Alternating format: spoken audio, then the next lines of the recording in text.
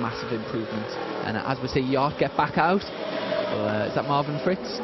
It looks like it's Carol Haneke heading out now to finish off this race for the team, and that's good to see for Yard. They were lucky with how they played out in front of the safety car coming into the pits. They've been caught behind the train now, so you're going to see the number 7 machine just held there at the end of the pit lane until they're free to be released. But good work there by the number 7 crew, and that's why they're still in championship contention, but they are going to be relegated a few spots. We'll wait and see how it all shakes out, but you would expect that certainly down to probably 5th or 6th position. We can see on the timing tower on the left hand side of the screen it's saying 7th, but we've seen it through the course today that it takes a little bit of time to shake out fully when teams come back out of the pits. But that's a big loss for them. Massive and loss. For Cert Suzuki, if they're able to come away with a podium here, this has been a fantastic day for them. Yeah, obviously a podium position is great in any race, but especially when the 2 teams in front of you are not in the championship. It's essentially a win, and yeah, for their championship hopes going into the final race, the Bordeaux 24-hour. Obviously there's a lot more points to be earned at the 24-hour race, because on top of the normal points for the race and qualifying, they also get points for every 8 hours of the race.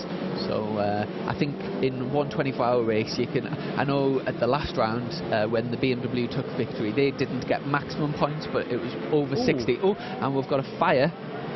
Hopefully the marshals will be able to notify this rider. Yeah, it's Nakamoto on the stock Kawasaki that's had that problem, and certainly you'd expect to see them meatballed at this stage, but no notice coming in from that, and you can't see anything yet from the marshals. But we'll wait and see. Hopefully down the start-finish straight there's well, now he's actually spotted it. The thing is, when he spotted it, it did look like the fire's actually gone out.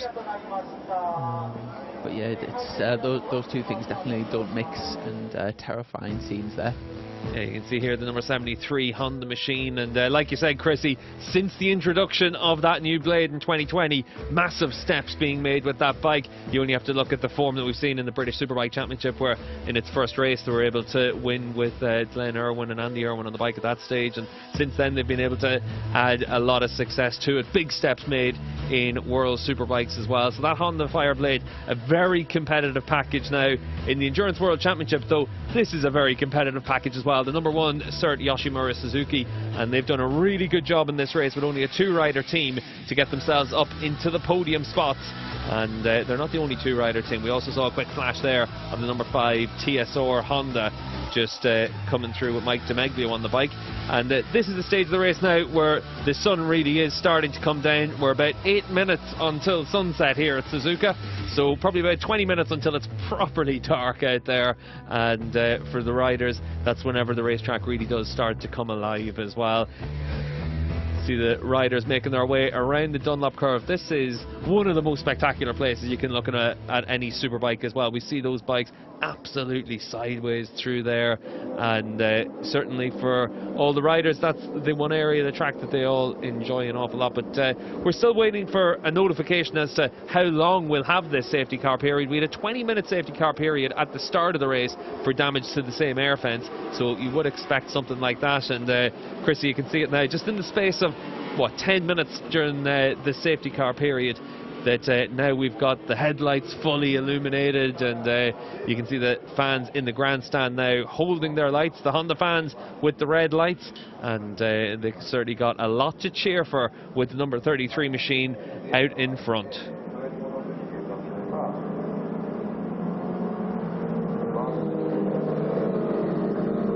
The sun has set here at the Suzuka 8 Hours. We're into the final 45 minutes, and it's the number 33 Honda of Takumi Takahashi out in front by a lap from Jonathan Ray on the number 10 Kawasaki. We'd expect to see those bikes into the pits pretty soon as we move into the final stages of this race. The bike to keep an eye on, the number 1 Suzuki, to see whether or not they're able to make it through to the end of this race.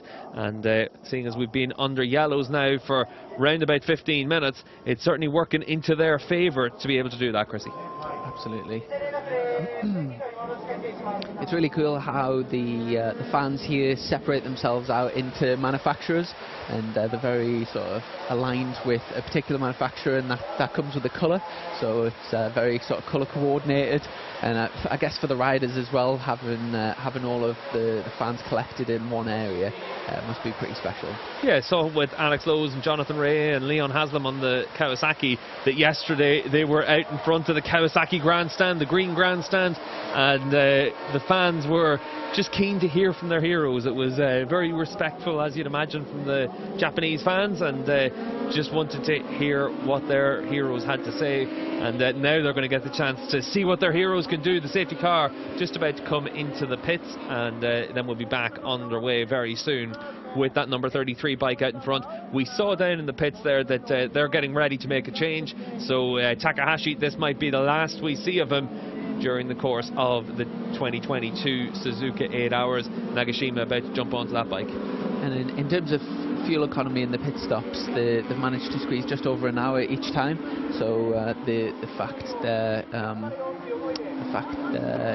well into the 7th hour bodes very well for those bikes. We did just see Jonathan Ray just hang out his foot as well, so he's going to come into the pits now at this stage of the race to hand over the number 10 bike to Leon Haslam. Triple stint for Leon Haslam, so actually quite a quiet Suzuka 8 Hours compared to some of the races we've seen from him in the past, but very competitive from the number 10 bike through the course of this race, but just didn't really have the answers up until now to really take the fight to the number 33 machine. We'll wait and see if the 33 and the 10 come into the pits now. I know Leon's been doing a lot of development work over in Suzuka. He obviously missed the last round of the World Superbikes round where he was supposed to be racing for Puchetti Kawasaki, and it was actually Ryan Vickers that ended up taking that ride at Most, Czech Republic. And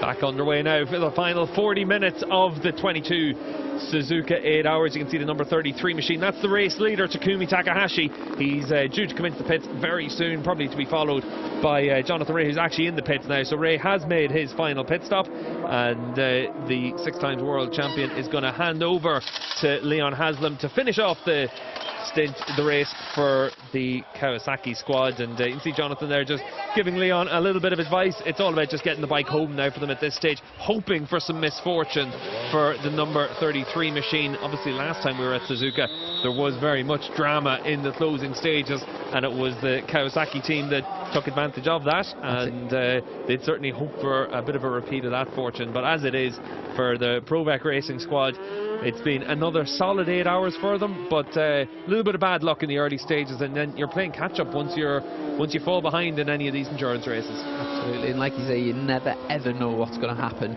so you've just got to put your absolute all in until the final checkered flag. Like I said, the last race here in Suzuka in 2019, it got to the final 5 minutes, and obviously for those that followed the race, Jonathan Ray crashed out on the oil dropped by the Suzuki, and there was a big drama after the race because the Yamaha team were actually awarded the win initially, and then it went back, and it was actually, in retrospect, it was given to Kawasaki.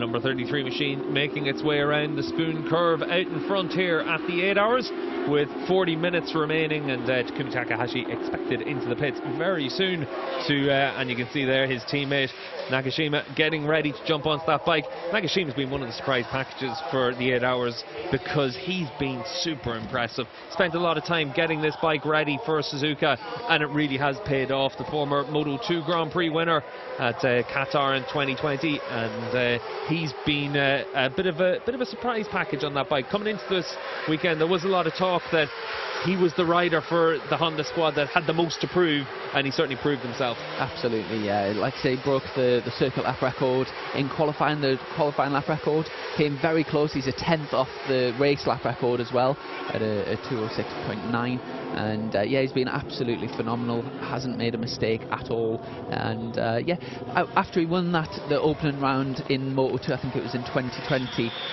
He then went on to get a podium in the second race, and it looked like he was going to mount a solid championship assault that season, but for whatever reason it just never worked out, and unfortunately he's one of those riders that appeared to be coming on really strong and then it sort of disappeared. But yeah, he's been back in Japan. He actually works for the Japanese television, commentating on MotoGP, and obviously he's been working very hard in the background developing this bike, getting ready for Suzuka, and he's definitely sort of led that team to a fantastic race so far. But like I say, anything can happen. Yeah, anything can happen. You can see there Takahashi just getting himself cooled off, getting himself ready to go back into battle with you as well pretty soon, Chrissy, whenever he gets back to the UK. But for Nagashima, I was in Qatar whenever he won that race, and it was actually one of the most emotional races for the paddock. Everyone was absolutely thrilled for him, and I think whenever you see a rider achieve what these guys were able to achieve in a race like this, coming in after a couple of years on the sidelines on the world stage, very impressive from Nagashima. I can't believe how chill Takumi Takahashi looks. He's just been out to do an hour racing around here. Obviously he's just been under safety car, so he did have a few steady laps, but even so he doesn't look like he's broke sweat. He's obviously incredibly fit, and yeah, just looks like he's out for a Sunday ride. It's probably a case of it being an awful lot easier when it's like this rather than the battle that he has in BSB, because here the bike's working really well. He's at the front of the field, he's fast, he's the one in command of the race, he's the one that everyone else is chasing, whereas in BSB very much it's the opposite side of the coin. So this is probably one of those events that for him feels an awful lot more natural. He's a rider that had a lot of success racing in the Japanese championship. He's been Honda's golden boy in Japan for a long time. They put him onto the world stage and back to BSB as well, and maybe this is just where he's got that comfort level that breeds an awful lot of confidence. Absolutely, and for Nagashima, he's obviously got a very healthy lead, I think over a lap, and at this point it's just about minimising risk, bringing the bike home, not making any mistakes. We know he's got the pace, we know the bike's got it in it to finish the race, but he's got sort of everything, obviously everything on the line, so he just needs to yeah, ride very steady, doesn't need to be doing anything silly. I remember in 2018 when I was over at the 8 Hours shooting the race, I was down in the pit box in the closing stages and was talking to the Yamaha team and the number 21 Yamaha factory squad at that stage, and they were putting out pit boards to their rider. Alex Lowes was doing the final stint and it was slow down, no need to push hard, and Lowes was just on the pace. He was ready to put in lap record pace to really prove the point of the dominance that they had during the course of that race. For Nagashima, he's been the fastest rider here over the course of today, very fast in practice and qualifying, and now he's got the chance to really enjoy this final stint, and it's not often you get the chance to just enjoy being out there on a really good bike around one of the best tracks in the world. You're out in front by a lap, and it's just up to you to make sure that you bring it home and get the job done. But certainly getting it done right now is what the HRC squad are doing. I'm sure if the current order, that's how the race finishes, I'm sure the fans will be chuffed to bits to have two Japanese riders on the top step. In the last time this race ran in 2019 was actually the first time that there wasn't a Japanese rider on the top step since 2001, when a certain Valentino Rossi and Colin Edwards won the Suzuka 8 Hour. That's some team in it. It's not a bad lineup whenever you used to have the two rider teams back then, and now you've been into three rider teams for pretty much since then, and it's made a big difference to a lot of the riders. The first of the three rider teams coming in 2009, and last time out we had obviously this man Leon Haslam up, well, I say up on the top step of the podium. There was a 4-hour delay until Kawasaki were able to get officially confirmed as the race winners, and then they went up to take their podium shots, and it was the team all alone on the podium. It was a very strange situation in Suzuka that night. Kawasaki had already gone back to the bar at the hotel to drown their sorrows, and then suddenly Ray and Haslam and Toprak Razgadioglu were told to get themselves back because they had ended up winning the race. So that's where, for Kawasaki, they'll know that it's not over till it's over. But for Haslam and the number 10 crew, it is now a case of just trying to make sure you get through to the end of the race, avoid making any mistakes, and then wait and see what happens. You can efficiency for Haslam as he makes his way down in towards turn 1. The light now really starting to drop here at Suzuka. This is where it does really change the racetrack, and for riders, they obviously have to take part in the night practice sessions, get themselves accustomed to these conditions, but there's an art form to racing at night as well. Absolutely. For people that haven't raced in these conditions before, the Suzuka 8 Hour, there's obviously an added element of the shadows, and it takes a little bit of getting used to, because when you start tipping into corners and it looks like your shadow's coming up the inside of you, the temptation is to sit up and kind of look over your shoulder, and as a racer you're very aware of your surroundings, and that added element takes a little bit of getting used to. Yeah, I'll be honest, I've been out and always outbreak myself, can't blame anything on the shadows coming around me, but for these guys, a lot of experience out there. Certainly for Watanabe, you can see here on that number 1 Suzuki, looking very comfortable out there, doing a really good job for that team. We saw Greg Black come off the bike, and we're still waiting to see whether or not the number 1 bike will need another pit stop. We do think that the 20 minutes of safety car is going to make a difference, and it should mean that they're able to stay out there until the end of the race. Only a half an hour left now for the bike to get through. And we've just seen a change of position. Ewc Fim is back on 104, number 104, and has just taken 4th place in the race, so that's a competition between Honda and Suzuki. At the moment we've got Honda in 1st, we've got Kawasaki 2nd, Suzuki 3rd, and another Honda in 4th. And as you look down the manufacturers, it's definitely dominated by Honda, as well as the track obviously owned by Honda as well. So it's a very important race for them, and I'm sure they'll be delighted with how things are going at the moment. The only downside is obviously the FCC TSR Honda, who is currently 2nd in the World Championship, not having the best of races.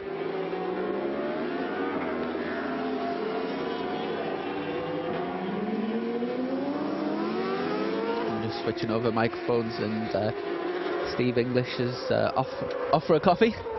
Thanks, Steve. So I wanted to show you something very, very special here at Suzuka. As you can see in the grandstand, you can see many, many, many colors.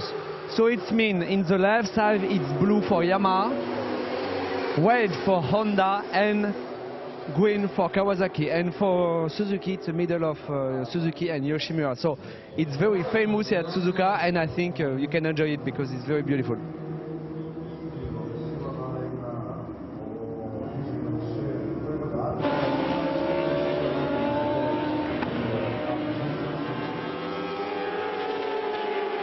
Well, that's Steve English making his way out of the booth. I'm Tom Gaymore, and I'm stepping in alongside Chrissy Rouse. And we're going to try Joe Ackroyd as well on the other headset, so there'll be 3 of us for the final 30 minutes and celebrations here as the headlights are ablaze. I love this part of the Suzuka 8 Hours because it's when we get to the sharp ends, but there's nothing more menacing than a bike with blazing headlights and the shadows growing, the sun sets, the night comes in, the illumination of course, and also all of the pit boards and various other things as well. And let's see if Joe can speak and his headset's working or not. Yeah, we're here, and what a magical time to be watching this race coming to a close. Indeed. So in the booth, myself, Tom Gaymore, Chrissy Rouse, Joe Ackroyd. So I'm blessed with the great and good of up and coming British motorbike talent. Chris is well, Joe's pointing at Chrissy now. Yeah, well, he's the superstar, up and coming British superbike racer. Mate, we're still young. Well, you've got a few years on me, mate, but no, I have. I'm well and truly past it, 41 years of age, and it's quite incredible when I see the likes of Sylvain Guintoli, who's not here today, but you know what the riders are doing out there, or athletes of any sport at the age, the tender age that I'm at. It puts me to shame. Right, wherever you're watching around the world, You can see the sun setting here in Japan. You can get in touch on Twitter, any questions that you might have. I think the big talking point is what's happened to the Yacht Yamaha, and what was looking like a really important rostrum finish for them has now turned into not a nightmare, because still going to get some strong points here, but certainly they could have really capitalised on the FCC TSR Honda woes and closed in on Yoshimura Cert as well if they'd finished ahead of them.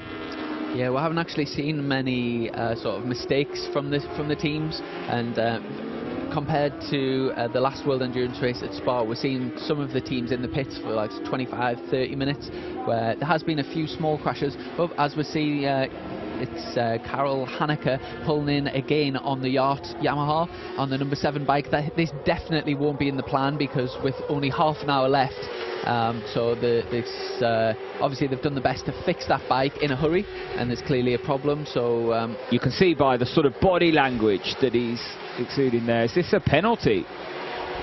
If we can see, this looks like a penalty of some sort. He's going to the penalty box at the top of the pit lane, I'm pretty sure. So he had his sort of hand out to say, what's this all about? And there you go, stop and go. Yeah. And that'll be at the end. He'll come to a complete stop. Well, while you've been doing World Endurance, Joe, have you ever been in the penalty box? No, we always kept our powder dry, kept out of trouble. That's the name of the game. You don't ever want to see the officials, do you? So, yeah, the plan is always to behave. This is like going to the headmaster's office, really. Yeah. But look, he's absolutely livid. Now, I wonder what that was for. We'll try and find that out for you now. But I wonder if it's so often can be a team mistake, i.e. one of the technicalities around who's in the pit lane and what they're doing and how many are there, and it's quite a complex set of rules that the team manager has to be across at all times. That's it, yeah, and there's usually a scrutineer overlooking to ensure that everybody behaves and adheres to the rules. So that mistake could well have been you know, something that's completely out of Karel Hanneke's hands. That may well have been nothing that he's done that's caused that stop and go. And you just have to feel for the Yacht team. You know, they came here with the best possible outcome being that they could get on the podium, and I think they were aiming ideally to, if they could finish third and get on the bottom step of the podium, they would be happy with that, and they were on course for that. And it's so unfortunate the last hour has well, it's done the typical endurance racing, but they just don't seem to be able to get a break, do they? Seems to be the beginning of the race and the end of the race that seems to be a bit of a problem for Yamaha, and you're absolutely right. They've got more pace than the results show. Yeah, it's the key with the endurance racing is consistency, lap after lap after lap. The lap times don't have to be the fastest out there. As Honda have shown, you know, for the second half of the race, Honda really haven't been putting the fastest laps in. They've just been consistently ticking away. They pulled a gap at the beginning, and they've just been able to control it from there. The key with endurance racing is just keeping everything clean, tidy, keeping your powder dry. Unfortunately, the Yacht guys just don't seem to be able to get it all to come together, because, as you say, they're more than capable of the results that should be there don't do justice for the team. Just looking at the total number of laps, the record for the Suzuka 8-hour is 219 laps altogether, and it's not looking like we're going to hit that today. Obviously, we've had 2 safety cars. The first safety car was out for around sort of 20 minutes, and then we've had another one out for another 10-15 minutes, which obviously hammers the overall laps. But yeah, that record actually goes back to 2002 with Colin Edwards and Kato. So it's amazing that from 2002 till now, we've never bettered the total laps. But I guess it all comes down to crashing and safety cars, really, isn't it? Yeah, and getting a perfect 8-hour race in on the day. And the conditions, really, the temperature, that kind of thing. Yeah, I always think those records are there to be broken. At some stage they will. I mean, the bikes haven't changed. The bikes, if anything, have evolved.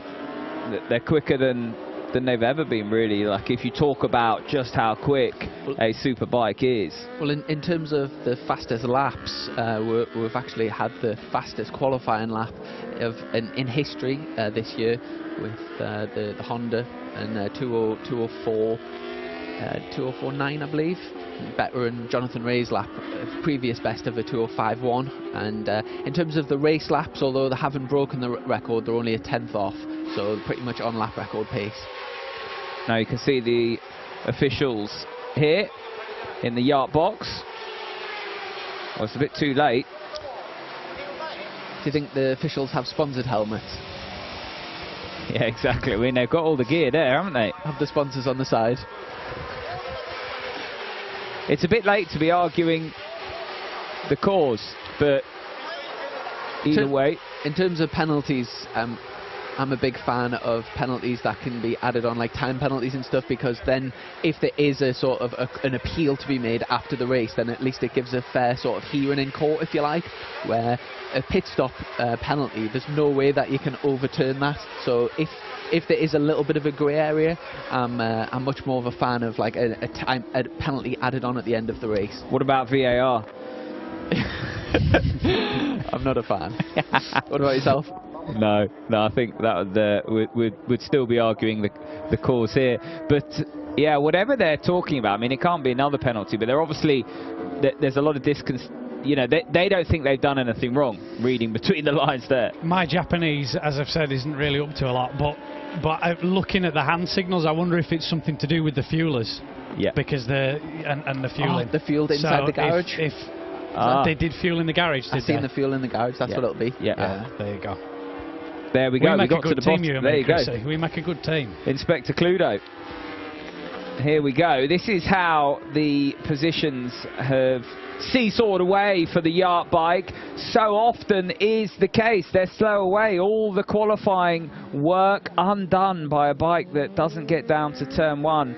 So they dropped all the way back to 22nd, and then they've been there and thereabouts. It was sort of Titanic stuff for Karel Hanneke. He really did have a good stint, as we see their team story. Well, almost 8 hours ago, seems an eternity ago, they got on the way. Look, 3rd on the grid. You can watch one of the bikes left behind. That is so often the case. It's the Yacht Yamaha. And then they had to fight all the way back up the field. Makes life pretty hard for them in the early exchanges. They got right up to 3rd place, and then they had a really good battle with the Yoshimura Cert machine. Greg Black aboard that bike. And that sort of battle seesawed, ebbed and flowed. Then they got into the mix when it came to the midpoint of the race, 2nd place. And they were in that second, third battle until this moment for Marvin Fritz. And we've only seen the end result of it. I'm not sure if he's looking to see if the rider's okay or trying to find his bike, but that's a big, big accident there. And luckily, both the riders are okay.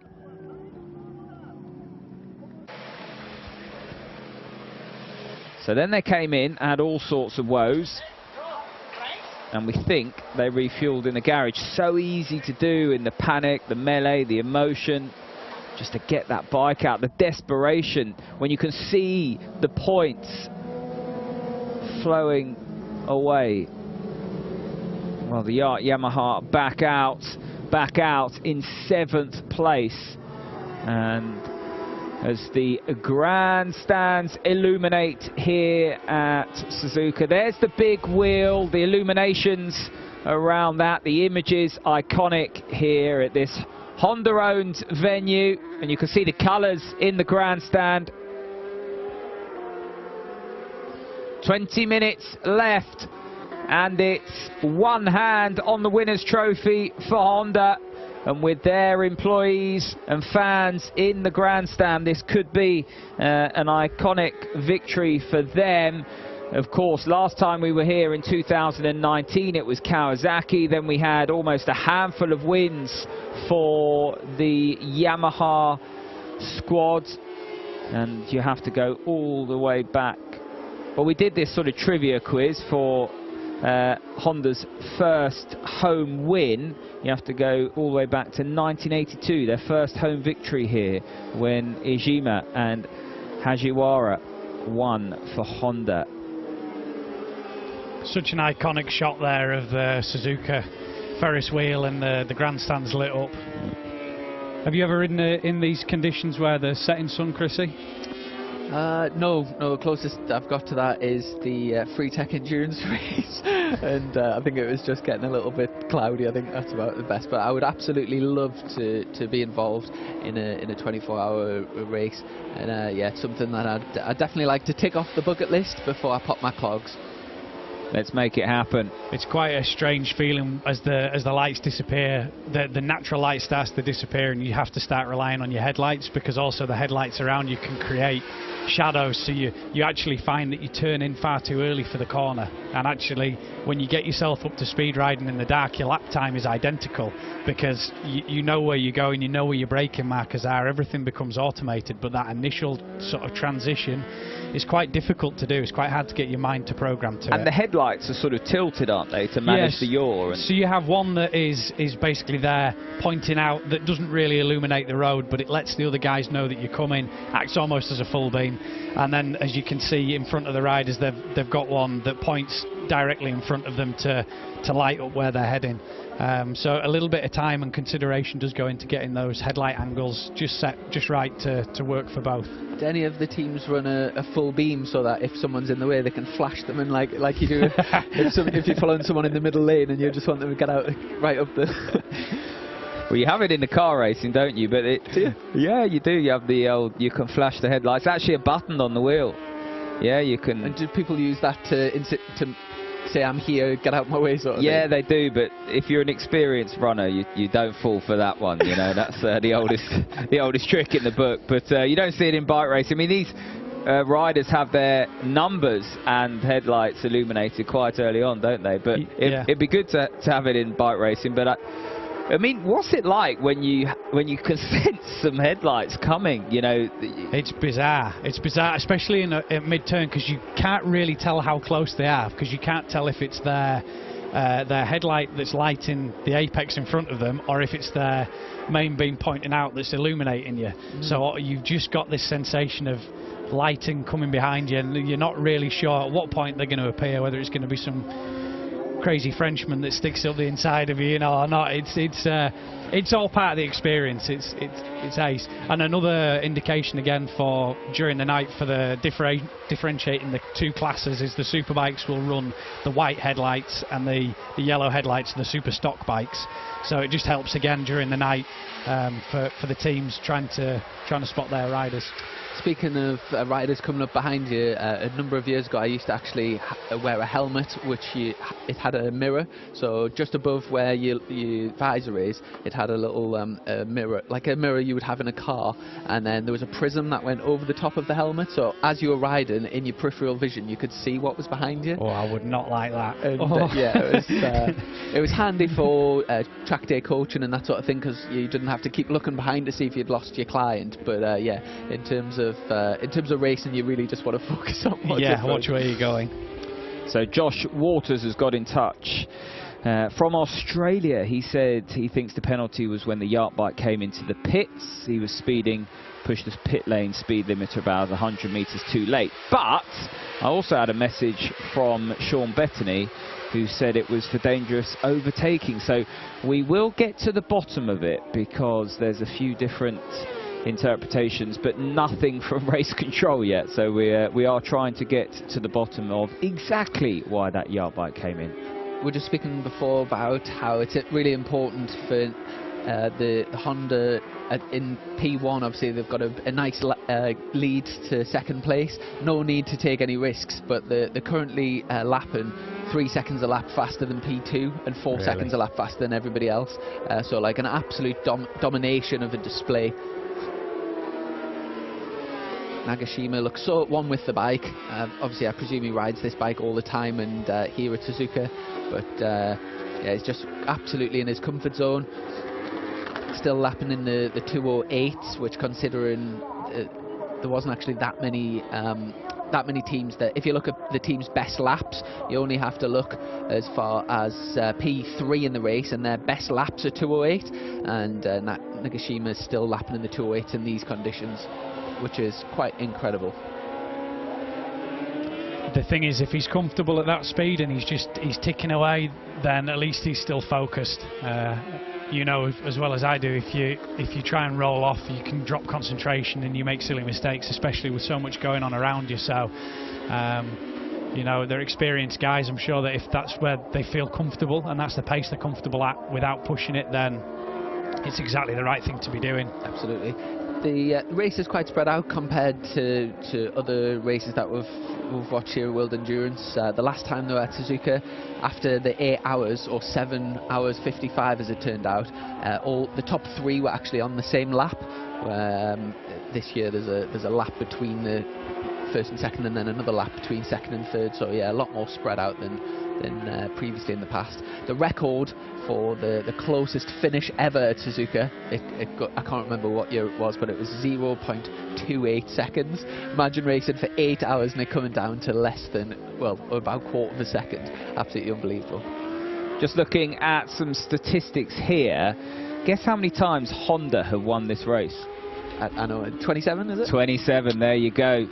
And Chrissy's on his trivia. The next best, Yamaha, 8 wins. Yeah, it's domination if you look at it like that. Honda's back garden, isn't it? And the last Honda winner, 2014, Takahashi was actually on that bike. He's won it a couple of times. Won it in 2013, 2014, 2010. So Takahashi doing a really good job aboard that machine, and currently it's Nagashima who's aboard that bike, but Leon Haslam was actually aboard that Honda in 2014, 2013. Jonathan Ray aboard the Honda in 2012. That was FCC TSR Honda's last win. If Takumi Takahashi does go on to take the win as part of the HRC team, it'll take him on to a grand total of 4 wins, which will put him level with Wayne Gardner, Nakasuga and Michael van der Mark. Yeah, van der Mark's had a lot of success here. What's going on here? Is this regulation with 10 minutes to go? So the Suzuki pitted at they had 1 hour 5 to go, so we did think that it would have been a squeeze to get 1 hour 5 in one stop, so that luckily for them, they're not under too much pressure. Watanabe's just done a double stint, 1 hour 50. Now you've both ridden the superbikes, right? In this heat, I know it's got dark, around a really physical track with the high speed direct. I can tell you, when he'd stepped off that and then had to step back on it again, there was a lot of things he'd rather be doing: cutting the grass, washing the car, anything but get back on that bike again. Or lying down having a massage, probably. That's a long stint to be on that bike. 1 hour 50. Can you imagine doing that? If that's not planned, imagine getting off the bike and then the team boss going, "Oh, you're on again," like, good one. Yeah. No, seriously. Yeah. I'll resign. We have to give them credit there. You know, they're third. They're still on for a podium at this rate with 2 guys, Watanabe and Greg Black. Well, it was always going to be tough, wasn't it, with 2 people? Yeah, it's hard. It's endurance racing is hard. It's hard to keep motivated, to keep getting back on the bike and to be that switched on, especially during the night. You know, you need to switch on a load more sensors. It's quite a strange feeling to, especially, there's very little floodlighting around here as well, so you know, the guys are having to really switch back on and focus, and to only be getting you know, a 40-minute rest, or as we've seen there, Watanabe's an hour and 50 in. That's taken some summoning to get back on the bike, and all right, it's only 10 minutes and they've got a 2-lap advantage over 4th place, but it's still a difficult mindset. It's very, very challenging and physical. Big break from Spa 24 to here, of course, at Suzuka. Greg Black, the plan was never to be on the bike here, so good job. He's actually... You say that, but you've noticed he still packed his leathers and his helmet and his boots. Everything's still gone, hasn't it? So you never know. That's experience. Good riders do that. But yeah, no, you're absolutely right. He was meant to come here. He came here with a briefcase and was meant to be the team manager. But fair play. Got to keep your levels of fitness up, because you never know when you might get a call up. How often has that happened? I mean, obviously Greg travelled with the cert team, but for other riders, you know, reserve riders, that kind of stuff, how many events do we come across where somebody has been given special dispensation to get on another bike because actually they're not needed as the reserve rider and someone else has injured themselves or fallen off? It doesn't often happen, does it? You know, certainly not in the short circuit world. In the endurance world, we regularly see people jumping from team to team, or you know, they're the fourth rider in another team and the third man in another team hasn't quite qualified. So yeah, there's a big pool of reserve riders that they do seem to dib in and take seats where available. And again, that is the beauty of a World Endurance paddock.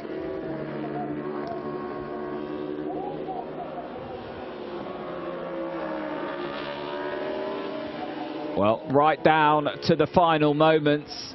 This is where you're at your most nervous if you're a team boss, if you're part of the crew, if you're watching on as a rider that's finished their work. When you're on the bike, you're at your most relaxed now. You're just in the zone, ticking away the laps. But watching on, this must get really, really nerve-wracking, these final moments, because it's never over until the checker flag.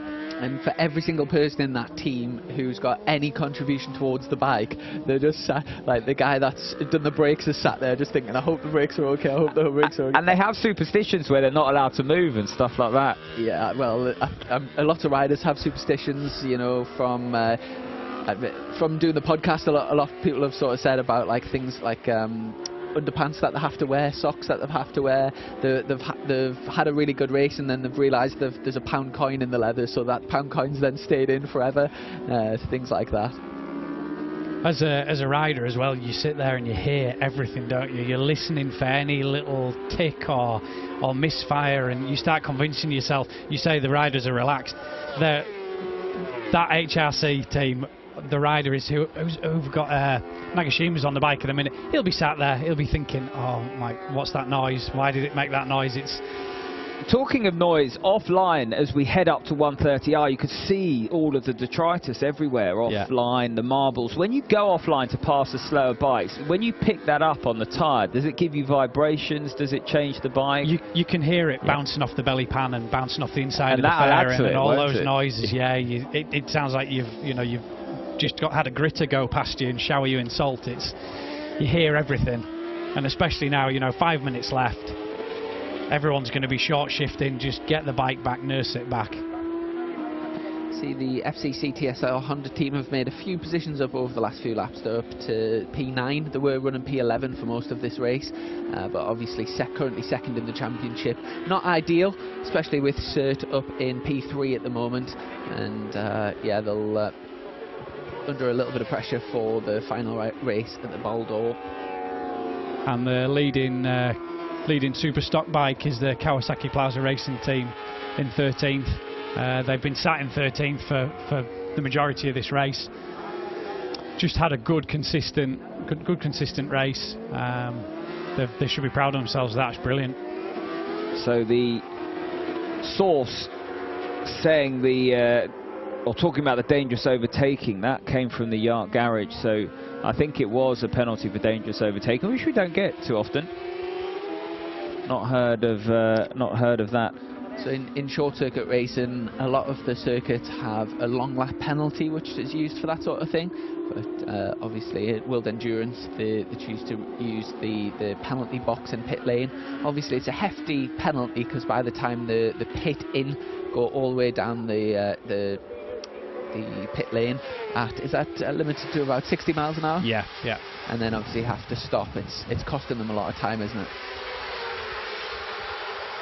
Yeah, I mean, even just to do a ride through down pit lane without the stop at the end of it would be a penalty in itself, but to have to do a stop go is a huge penalty. One thing I love about when the conditions are like this is you can see the discs glow in the front and the rear discs. Obviously they get ridiculously hot But as soon as the natural light falls away, you might just be able to see it here, as they're really hard on the front brakes, and as they tip in, you'll just see as I say that, it didn't do it, Chrissy. didn't do it. I saw it the first time. Yeah. And also you can see the red glow of the rear of the exhaust, giving you some sort of appreciation of how hot they actually do get. Yeah, you'll definitely see it into the chicane and the hairpin. Just looking at the times, look how much people have wound it off. 2:14, 2:12, 2:12, 2:12, the top 4 last time around. I mean, in the dry conditions in daylight, running around in the 2:7s, 2:8s. So, you know, the times have really dropped away. And, okay, some of that's the conditions. Some of it is because you don't want to drop it with a couple of laps to go. Yeah, if this was a 12 or a 24-hour race, you would probably see the times they wouldn't really have dropped off that far in the dark. You might see them drop off a second, but certainly for the qualifying, the guys can go as quick in the dark as they can in the daylight. It's amazing how dark it was just coming out of Spoon Curve there. I mean, proper dark. Yeah, the floodlighting in the circuit doesn't look particularly good, but the riders will have been spoken to about that, and if they're happy to ride with it, then. But we heard this at Spa as well. A lot of the riders shocked at how dark it was, because Le Mans and the Bowl actually very well lit. Yeah, very well lit. Whereas, the likes of Terry Reimer were like, well, this is well lit compared to my day.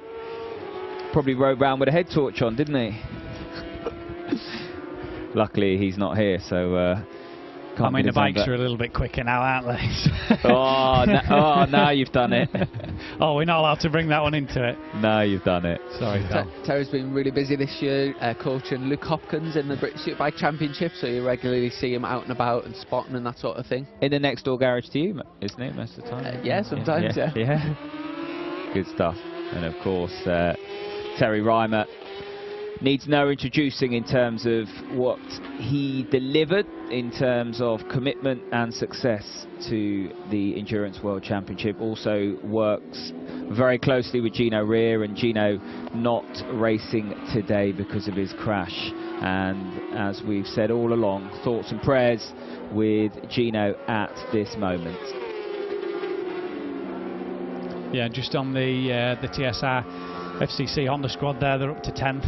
So, I think to come away with a top 10s after the troubles they've had and the time they lost in early part of that race, it's not a bad recovery. And as we see, Nagashima just sneak across the line with it'll be less than 10 seconds to go, so that actually cements the race win, because they're just clicking over to do 213 laps. It's now impossible for Leon Haslam to win. So, yeah, perfect. We've hit the 8-hour mark, so just a few seconds really shy. And onto the last lap. Had they just been slowed, and that's you haven't got the sort of pit to bike radio, have you, that you might have in a car where you could just slow down for a few seconds. But an extra lap now for the number 33. Final lap here, the 43rd running of this Coca-Cola Suzuka 8 hours. What a race it's been. It's been Hondas all the way, blisteringly quick in qualifying, a lap record, and they've not put a foot wrong so far in the race. Just a handful of corners to go through Degner 1 into Degner 2, and then we're out into the final sector. And really the only top team not to make a mistake and/or have an issue, and that's so often what is a pathway to success, not to mention their blistering pace as well, their incredible fuel mileage. It really has been a masterclass from this HRC squad and the riders. Yeah, if you wanted a textbook endurance race performance, you're watching it. That's exactly how it should be done. Just faultless. The team's been faultless. Every pit stop's been without drama. All three riders have performed exactly as they needed to, which is they've brought the bike back. They've been fast. They've been consistent. That Honda's just been a brilliant thing. It looks such a nice bike to ride as well. It's not out of shape, it's not misbehaving, it looks like it's been an easy bike for them to ride. So yeah, brilliant job by the HRC squad. It looks full factory. It is full factory. It's the Team HRC bike that's going to win on home soil here in Suzuka. It's going to be their 28th win overall, by far the most successful manufacturer, and in front of their home fans, it's Honda who take the checkered flag. And there is Tetsuta Nagashima. And the rest of the garage looking on Takumi Takahashi and Ika Lecuona, the Spaniard. The Honda colours in the grandstand, the fireworks go off. It's going to be Kawasaki Racing Team Suzuka that take second place. They're a lap behind. And then it is going to be the #1 machine, the Yoshimura Cert Suzuki, to round out the rostrum. 3 different manufacturers in the top 3, but you run out of expletives.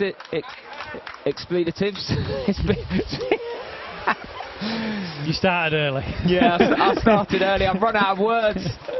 It was going so well. Chrissy, talk us through that in terms of your rider of the race, and from what you've seen, a special moment for everyone at Team HRC. Absolutely, yeah.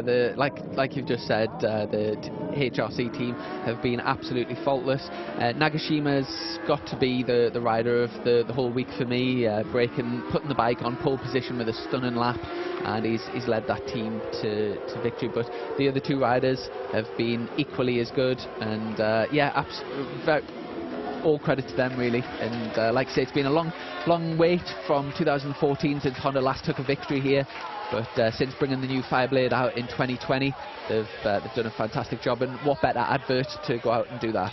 Championship leaders for the FIM Endurance World Championship extend their championship lead. They've done what they came here to do, that score well and maintain and extend their championship lead if they can. And for Yoshimura Cert on the rostrum behind 2 very, very quick factory teams. And there's Demian Saunier on the left-hand side. He'll be pleased with that, the team manager, because again, for Yoshimura Cert, it started off well, and then no Xavier Simeon, no Sylvain Guintoli, could have gone horribly wrong, but they've managed to maximise the package and score well again, ahead of their rivals. Yeah, and you know, not a great qualifying from them. Things were not looking good at the start of the weekend. A lot of challenges to overcome, and I think if you'd have said to them midway through, you're going to be, you'll be on the podium here, I think they would have, you know, they'd have snapped their hands off of that, wouldn't they? Yeah, I mean, for me, Lecuona's a bit of a standout. He's come into this with no experience really of this endurance racing, and to perform and carry himself with the level of maturity he has done, brilliant. He'd never been here. No, Suzuka, that's what I mean. Suzuka debut, and it's a grueling race, tough race, very difficult track, a lot of specialists around here as well. Yeah, very, very challenging, and big learning curve. So for me, for him to come here and carry himself and conduct himself the way he has, I think it's really, really impressive. You know, the 2 Japanese teammates there, they know what they're doing, they're familiar with the place. For him, it's completely new, so standout performance for me. I think that's really, really well done. It's such a lovely feeling when you get to the end of the race and you know it's all done, and especially if you've had a good race. There's an endurance race in the UK, the No Limits endurance race, and they do sort of 6-hour, 8-hour races, and the atmosphere when you get back to the pit lane and all the teams are out, everyone's got the beer out, and like all the team cooking, it's just a fantastic atmosphere that you just don't get with other types of racing.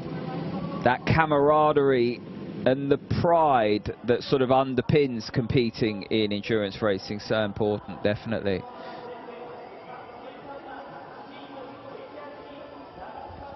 Well, the Honda colours done a good job here.